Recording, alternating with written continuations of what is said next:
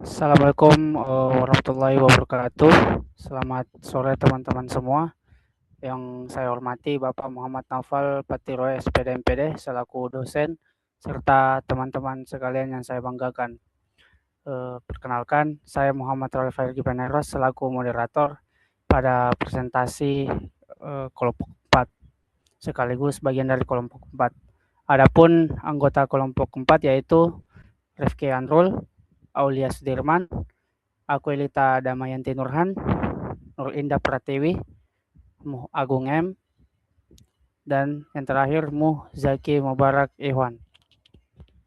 Oke baik, pada kesempatan kali ini kami akan membahas materi yaitu tentang risiko dan tantangan dalam kewirausahaan.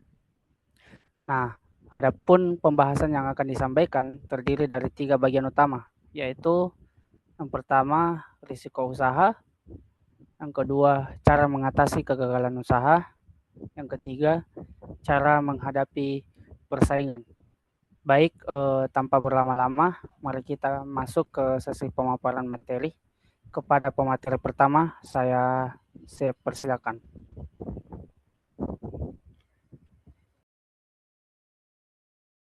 Baik, terima kasih atas kesempatannya. Baik, di sini saya akan membahas tentang konsep dan taksonomi dari risiko usaha itu sendiri. Yang dimana dalam studi kewirausahaan, risiko usaha direpresentasikan sebagai variabel ketidakpastian atau uncertainty yang sifatnya inheren atau melekat dan tidak terpisahkan dalam setiap operasional bisnis. Mengakar pada kata bahasa Inggris risk, risiko usaha secara ontologis adalah probabilitas terjadinya kerugian, hambatan atau deviasi negatif dari tujuan bisnis yang telah direncanakan. Risiko ini bukanlah sebuah fenomena tunggal, melainkan akumulasi dari berbagai faktor yang saling berbenturan, baik dari disfungsi internal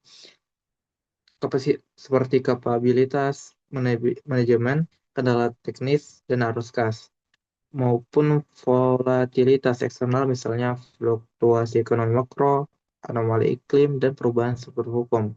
Oleh karena itu, pemahaman mendalam terhadap taksonomi atau pengelompokan risiko menjadi fondasi utama dalam seseorang sebelum wirausahaan melangkah lebih jauh. Mungkin itu saja materi dari saya kembalikan ke moderator.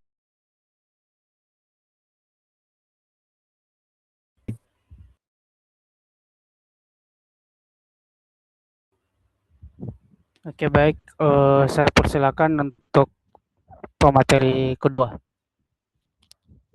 Oke, baik. Terima kasih kepada moderator atas kesaksiannya. Sebelumnya perkenalkan, nama saya Muhammad Agung M, dan kali ini saya akan membahas mengenai jenis-jenis risiko dalam kewirausahaan. Jadi untuk jenis-jenis risiko itu ada 5. Yang pertama risiko keuangan dan modal. Untuk risiko keuangan dan modal ini ia berhubungan dengan masalah arus kas atau uang. Jadi contohnya itu seperti penjualan sepi sehingga modal awal itu tidak kembali dan kesulitan membayar utang kalau misalnya kita mengutang. Kedua itu ada risiko operasional dan teknik, yaitu berhubungan dengan gangguan pada proses kerja sehari-hari.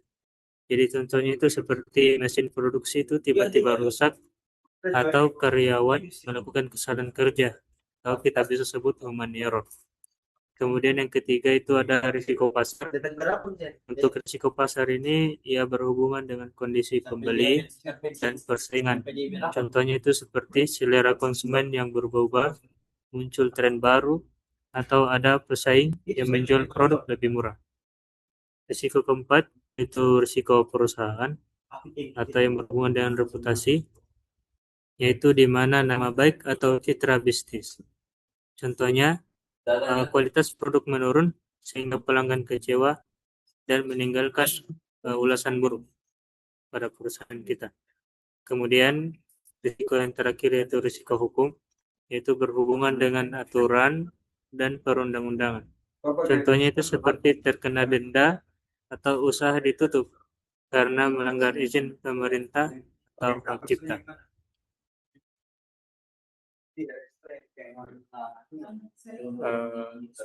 Mungkin itu saja yang dapat saya sampaikan. Selanjutnya saya kembali. Oke, baik. Slide selanjutnya akan dibacakan oleh pemateri ketiga. Saya persilakan.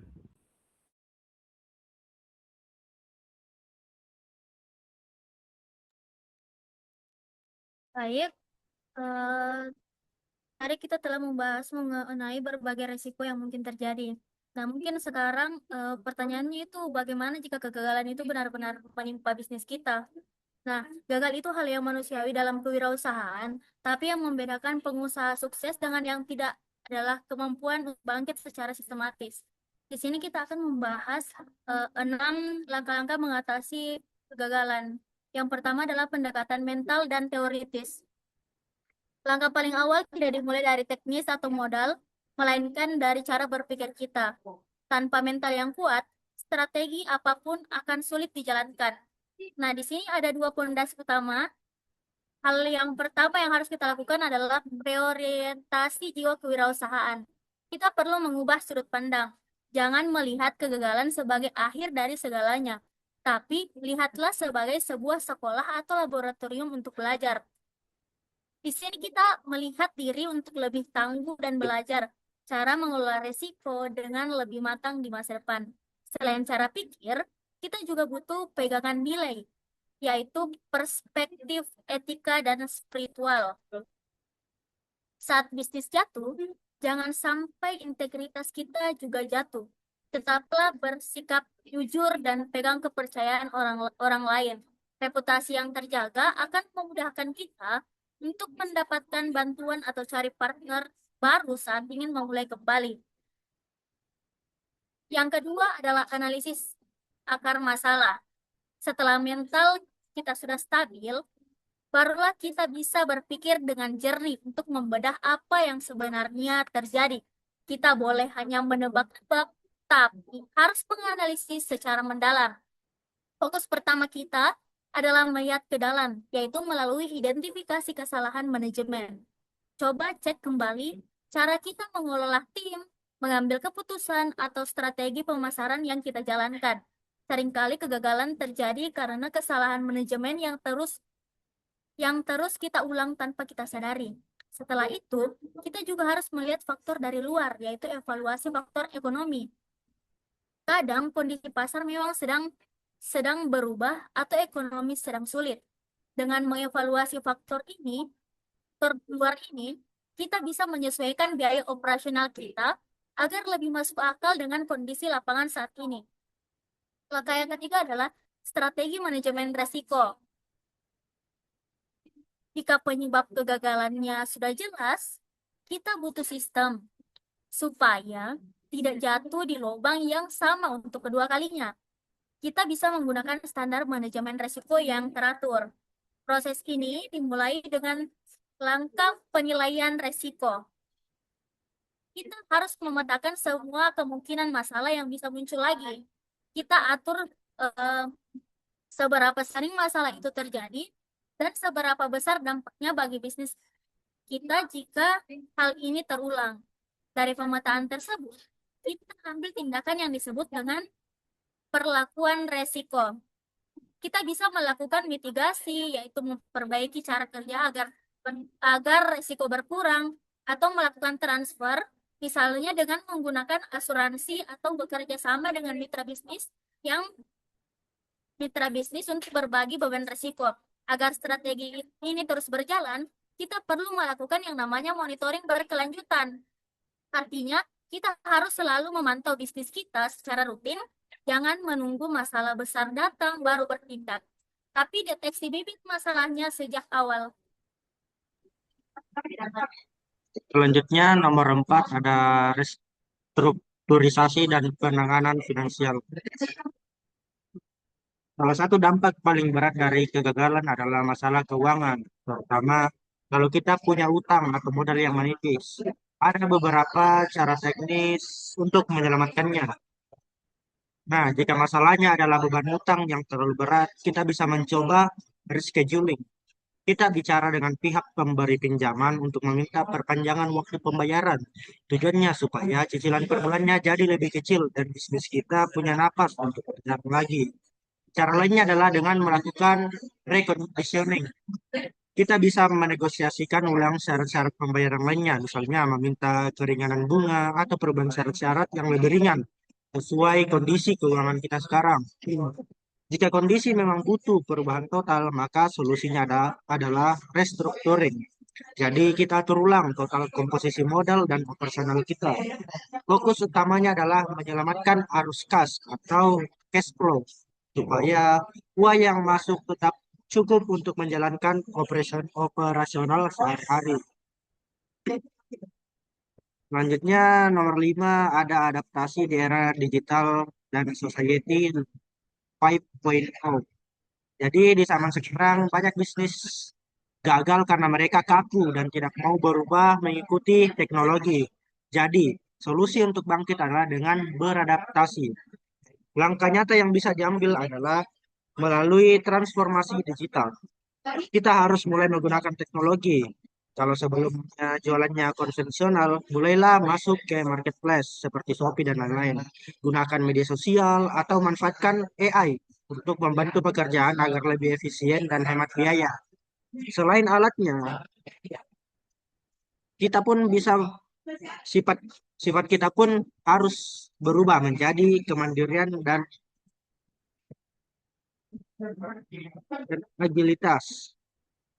Kita harus lincah atau agile, jangan terlalu kaku dengan rencana lama. Kalau memang sudah tidak laku, kita harus berani mengubah arah bisnis dengan cepat, mengikuti tren yang diinginkan konsumen saat ini. Dan yang terakhir atau nomor 6, ada strategi keberlanjutan bisnis. Jadi langkah terakhir adalah memastikan bahwa kebangkitan kita ini bertahan lama, bukan cuma sementara. Kita harus mengalihkan fokus pada keberlanjutan. Pastikan bisnis kita memiliki sistem daya tahan yang kuat. Tujuan kita bukan lagi sekedar untung cepat, tapi bagaimana supaya bisnis ini tetap sehat dan bertahan meski ada guncangan di masa depan. Dan kunci utama dari semua sistem itu adalah manusianya melalui peningkatan kompetensi SDM. Jadi, berikan tim kita pelatihan-pelatihan baru. Pastikan keahlian mereka selalu diperbarui agar sesuai dengan kebutuhan industri. Sehingga mereka bisa memberikan ide-ide tegar untuk pertumbuhan bisnis kita. Mungkin itu saja dari saya kembalikan ke moderator. Oke, baik. Untuk slide berikutnya akan dibacakan oleh pemateri keempat. Saya persilakan. Baik, terima kasih atas kesempatan yang diberikan. Selanjutnya yaitu materi strategi menghadapi persaingan. Yang pertama itu ada strategi generic Porter atau menghindari stuck in the middle. Menurut Michael Porter, keunggulan kompetitif hanya bisa dicapai jika perusahaan memiliki posisi yang jelas dan tidak mencoba melakukan semua strategi sekaligus atau stuck in the middle. Nah, untuk strategi ini terbagi menjadi 3. Yang pertama ada cost leadership atau kepemimpinan biaya. Perusahaan berfokus pada efisiensi biaya agar dapat menawarkan harga lebih rendah namun memperoleh keuntungan. Ini cocok untuk pasar yang sensitif terhadap harga. Kemudian bagian yang kedua ada differentiation. Perusahaan menciptakan keunikan pada produk atau layanan seperti desain, teknologi, atau brand image sehingga pelanggan bersedia membayar lebih. Kemudian yang ketiga ada fokus strategi. Perusahaan menargetkan segmen pasar tertentu agar dapat memberikan layanan yang lebih spesifik dan mendalam dibanding pesaing umum. Kemudian strategi yang kedua ada strategi Samudra Biru. Strategi ini bertujuan untuk menciptakan pasar baru yang belum memiliki pesaing, sehingga kompetisi menjadi tidak relevan. Untuk strategi ini terbagi menjadi 4. Yang pertama itu ada eliminate atau eliminasi, menghapus faktor yang tidak memberikan nilai penting bagi pelanggan. Kemudian yang kedua ada reduce atau pengurangan, mengurangi aspek yang berlebihan agar lebih efisien.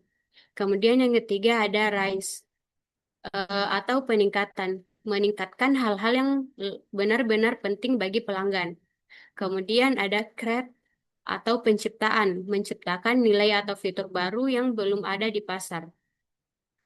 Selanjutnya saya serahkan kepada moderator.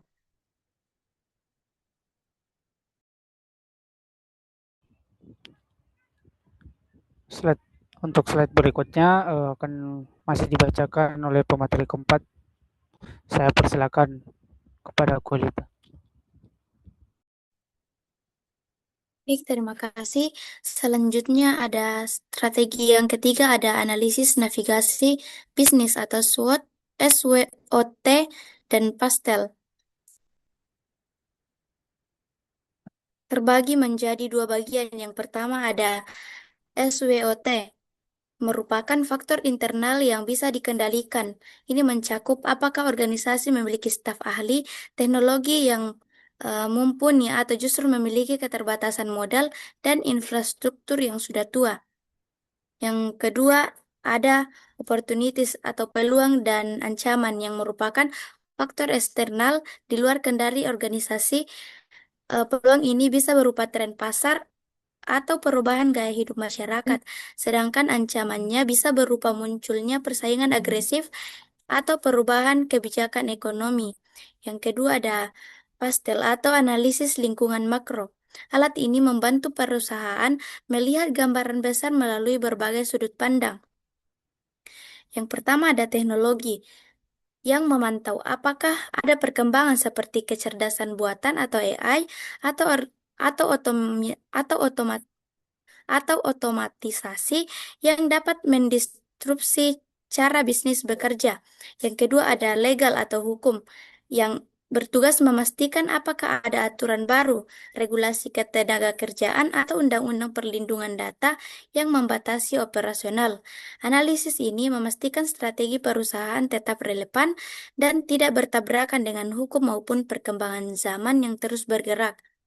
Yang keempat ada adaptasi digital dan inovasi model bisnis yang terbagi menjadi tiga. Yang pertama ada agilitas atau kelincahan. Di tengah era disrupsi, perubahan terjadi hampir setiap hari. Kelincahan adalah kemampuan sebuah perusahaan untuk beradaptasi dan mengubah arah bisnisnya secara cepat tanpa terjebak dalam birokrasi yang lambat dan kaku. Perusahaan yang lincah mampu merespon perubahan kebutuhan pasar sebelum persaingannya sempat menyadari perubahan tersebut. Yang kedua ada customer centric atau berpusat pada pelanggan. Paradigma lama, buat barang dulu baru cari pembeli, sudah ditinggalkan. Perusahaan modern kini menggunakan big data atau jejak media sosial, riwayat belanja, dan preferensi digital untuk memahami kebutuhan dalam konsumen. Mereka berupaya memberikan solusi bagi masalah pelanggan bahkan sebelum pelanggan itu sendiri menyadari bahwa mereka membutuhkannya. Dan yang terakhir ada ekosistem, yakni persaingan saat ini bukan lagi produk melawan produk, melainkan sistem melawan sistem. Sebagai contoh, Apple tidak hanya menjual perangkat keras, tetapi membangun ekosistem yang mengintegrasikannya, seperti aplikasi store, iCloud, dan layanan musik. Ketika pelanggan sudah masuk dan merasa nyaman dalam ekosistem tersebut, biaya dan hambatan untuk berpindah ke persaingan menjadi sangat tinggi, menciptakan benteng pertahanan bisnis yang sangat kokoh. Untuk materi selanjutnya saya kembalikan ke moderator.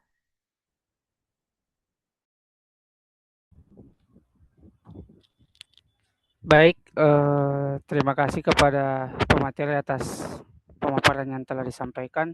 Sebagai penutup, izinkan saya menyampaikan sedikit rangkuman dari materi yang telah dijelaskan tadi.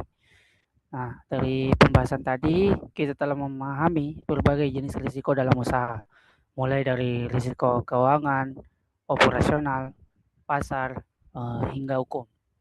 Selain itu, dijelaskan juga bagaimana cara mengatasi kegagalan usaha melalui evaluasi, manajemen risiko, serta adaptasi terhadap perkembangan teknologi. Dalam menghadapi persaingan, diperlukan strategi yang tepat agar usaha dapat bertahan dan berkembang. Nah, risiko adalah hal yang pasti ada dan tidak bisa dipisahkan dari dunia bisnis. Kunci sukses seorang pengusaha bukan terletak pada cara menghindari risiko, melainkan pada keberanian, mental, dan kesiapan strategi untuk menghadapinya. Dengan memetakan masalah secara jujur, memilih strategi bersaing yang jelas, serta mau beradaptasi dengan teknologi digital, kita bisa mengubah setiap tantangan dan kegagalan menjadi peluang untuk tumbuh lebih kuat di masa depan. Terima kasih kepada pemateri yang telah berpartisipasi dalam presentasi hari ini. Semoga materi yang telah disampaikan menambah wawasan kita semua. Akhir kata, saya selaku moderator, mohon maaf apabila terdapat kesalahan dalam memandu jalannya kegiatan. Wassalamualaikum warahmatullahi wabarakatuh. Waalaikumsalam. Waalaikumsalam warahmatullahi wabarakatuh.